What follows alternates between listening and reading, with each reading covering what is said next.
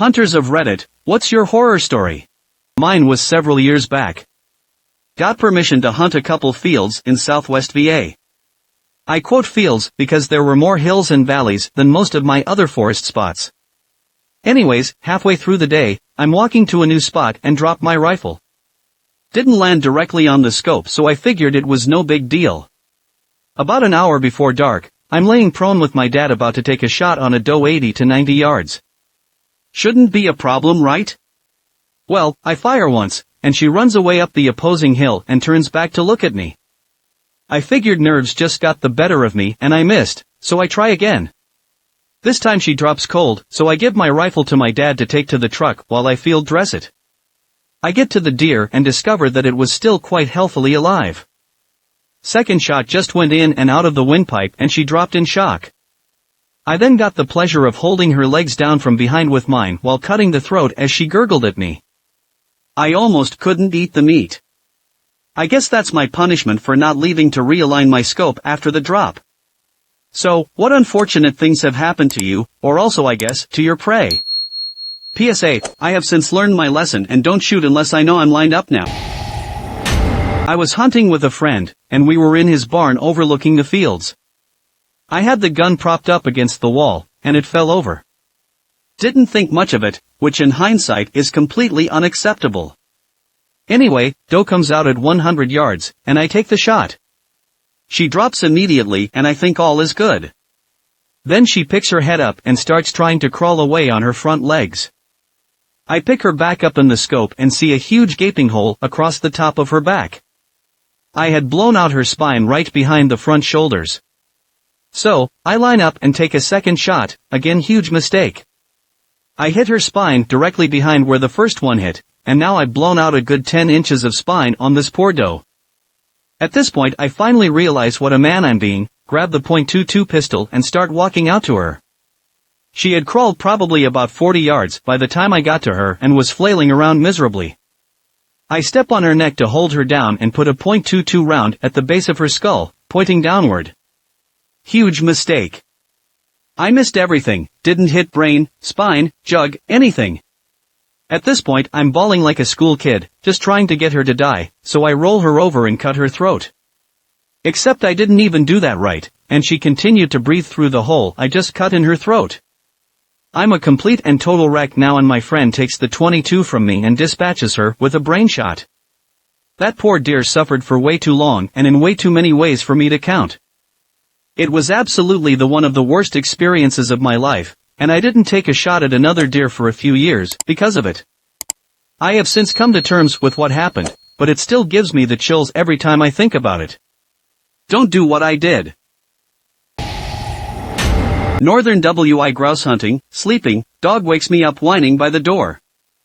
I let him out and 5 seconds later I hear the most god-awful screeching, howling, growling noise that eventually turns into a steady baying. I run into the woods 100 yards to find my fancy purebred, award-winning, German short-haired pointer with both paws up on a tree, head back, baying like a coonhound as loud as he can. And his entire head is a perfect pincushion of porcupine quills. 80 miles to Duluth at 4:00 in the morning, to visit the emergency vet. When I was a kid my dad was a dog hunter. Here in Georgia that means he was a member of a club that used hounds to run deer. About the first 20 or so deer I killed was while dog hunting. Second deer I ever shot was running full speed and about 50 yards away. I shot him with 3 inches .00. One pellet hit his spine. When I got to him he was trying to drag himself with his front legs while making an awful sound. Sounded like a bunch of dying goats. My dad yells at me not to shoot him again and to cut his throat. I'm 14 at the time. I'm getting sick on my stomach and shaking. I press my knife against his throat and the sound gets worse. I tell my dad I can't. My dad was an amputee, and he couldn't get across the ditch where I was at with the deer. I tried a few more times and couldn't. Finally, my dad's friend shows up, jumps the ditch, takes my knife, steps on the deer's head, and jabs that knife into the deer's neck. I watched as he gurgled his last breaths. I quickly snuck around to the back of my dad's truck and threw up. One of the many reasons I'm no longer a dog hunter. I like nice clean kills with a 270 to the heart/lungs. Was hunting on private land in Illinois in Moments, Illinois, and nature called. I had to shit so bad, so I go to my truck and I grab some wet naps and I walk about 50 yards away from my truck and I look left and I look right, pull down my pants and take a humongous shit, and as I'm wiping my ass I look behind me and there's a woman standing there looking right at me in horror. She was walking her dog on the street, and I didn't realize the street was so close, and there you go. I feel so sorry for her, she can never walk that street again. Me and a friend were driving in the mountains to go camping. We were on a Forest Service road, going up the mountain when his truck started to overheat. We pulled over and shut it off, and waited for it to cool off before we finished the last mile or so up the mountain. Same thing, nature called. So, I decided to walk into the tree line and find a place to squat. I walk about 30 yards and find a nice flat spot to dig a little hole and do my business. As the magic is happening, I start thinking to myself, while this spot is completely flat. And it continues to be flat in a straight line in two directions. That's weird. Just as I'm having this thought, 3 mountain bikers come riding down the trail I was sitting on. I was bowing hunting deer out of a tree stand last year and decided to bring a small game tip along with me because there were a ton of squirrels running around below me every day. So, I spotted a squirrel I wanted to shoot, and I took the shot. I ended up making a poor enough shot to pin it by its back leg to the base of a tree.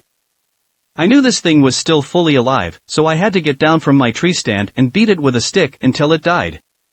That squirrel didn't taste particularly good that night. I don't think I'll take the chance on small game hunting with my bow again. My very first hunt at 11, I took a quartering toward shot on a running button buck from a tree stand. It hit perfectly between the front haunches and popped its heart. That same day, I shot a doe standing stock still at 50 yards, clipped her spine. The guy I was with handed me a knife and talked me through cutting her throat. The act itself I've mostly gotten over, but the sound of sawing through her throat and gurgling, I still haven't shaken it. Every time I got a deer now, I always rush through cutting the windpipe because it gives me flashbacks. My dad and I went turkey hunting a few years ago. We set up a decoy, sit, and wait. After calling for a while, a big tom shows up. I shoulder my gun and shoot. He goes down. My dad and I walk up on him. He's still very much alive. Dad doesn't want to shoot him again. Nor does he want to beat the animal to death with a stick, because he's done that before, and it never set well with him. Compromise, we place a big stick across the turkey's neck and stand on both sides of it in an attempt to suffocate the bird. The tom does not enjoy this. He is laying on his back in this situation with his head and neck pinned to the ground but with the rest of his body free. He begins thrashing his feet at us like a velociraptor, and naturally, we get off the stick. The now free bird gets on its feet and flees into the nearby forest. We never find him. To this day I make fun of my dad for not wanting to just kill the animal the effortless way, but I'll always be able to kill turkeys. I won't always be able to make memories like this with my father. So, I was around 11 or 12, didn't have my license yet, so I just spent the entire day scouting and pushing the life of the youngest. We had no luck that day, so we go back to the house. We are standing around our driveway. Across the yard is the edge of the woods which we were hunting, a couple dozen acres with clearings and fields sprinkled throughout. To the north was hedges, then a road, and a cornfield that doesn't get used, with a 10-foot rising about 20 feet into it from the edge of the field. So anyways, like I said, we are standing around on the driveway and all of a sudden I hear something, and I get confused. Is someone lighting fireworks? Did a tree just fall? What? Then I hear another loud crackle and pop, and a snap of wood. My brother and cousin grab my collar and drag me downwards to the ground behind a truck, where we hear another snap, then nothing. Turns out, a bunch of drunken hunters were in the field, shooting at a small doe that was on the 10-foot rise. They missed every shot, and the shots went right over our heads. My grandfather is an old man, pretty hefty and has health problems. But he went back to his youth for about 5 minutes that day when he sprinted over to the field and nearly beat the hell out of those 3 men. We called the police officers. That's when we found out they were drunk, and that's the last we heard of it. Hope those never get to handle a gun again, drinking and then shooting less than a dozen feet over a public road in someone's house, with 3 boys standing in clear view. I think about that a lot and how I could have died that day. It's weird, closest I've had to a near-death experience.